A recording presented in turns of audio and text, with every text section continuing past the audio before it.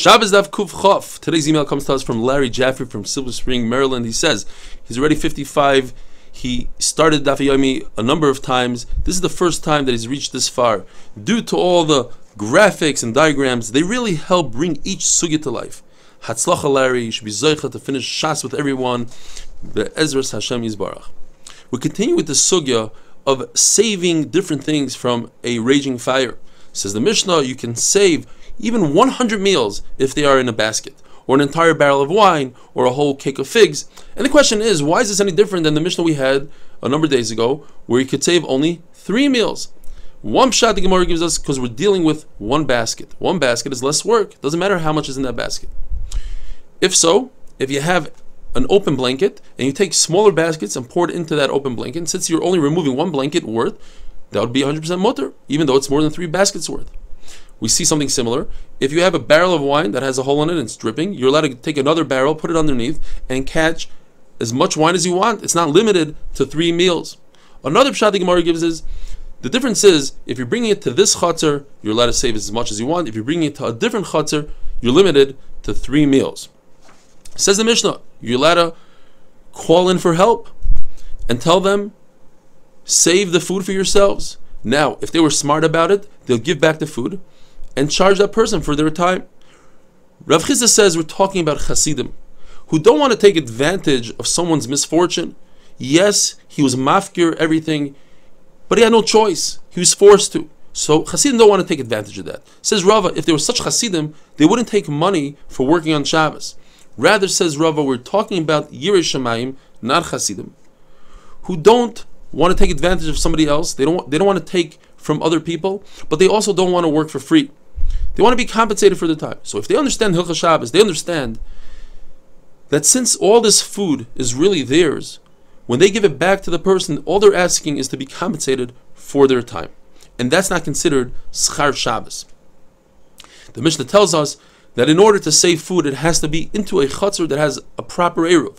Ben Beseir says, over here Chacham were makel and said it doesn't have to be a proper Eruv. You could save different items that you have, not necessarily food. And when it comes to clothing, you put on as many of the clothing you have. You could put on 5 coats, 10 pants, walk outside, undress, go back in, and keep on doing this. Rabbi Yossi says no.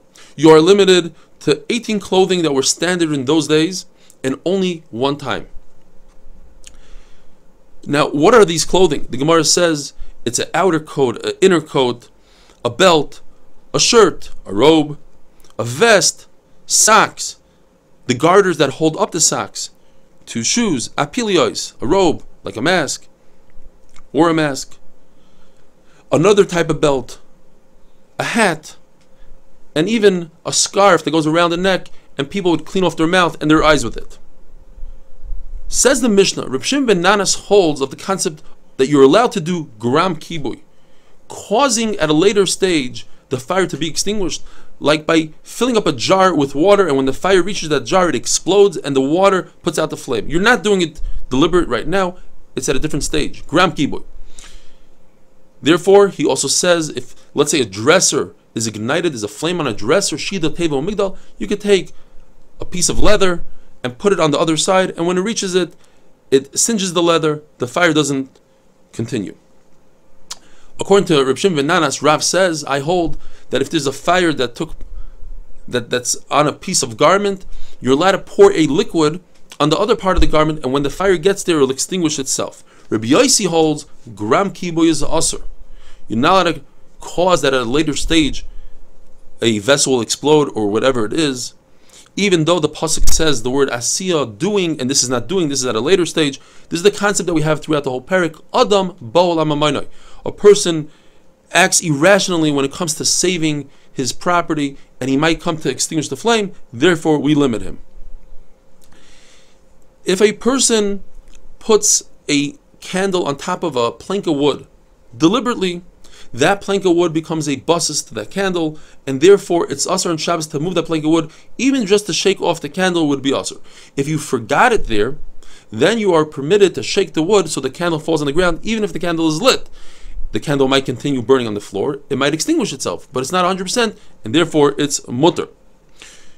The Brisa says you're allowed to open up a door. According to Rashi, there's a candle right by the door. According to Tosfos, the candle is on the door itself. And if the flame goes out from the wind, then it went out. If not, not. Rav cursed those who did so, and he said, even according to Reb Shimon that holds davar she'eni miskav mutar, you didn't have any intent for the flame to go out. But in this case, since it's obvious that it's going to go out, that's called a psik reisha, and even Reb Shimon admits that in a case that 100% is going to go out, it is asur. If you open up a door and the wind helps a fire, let's say in a fireplace, it fans it up. Well, it depends.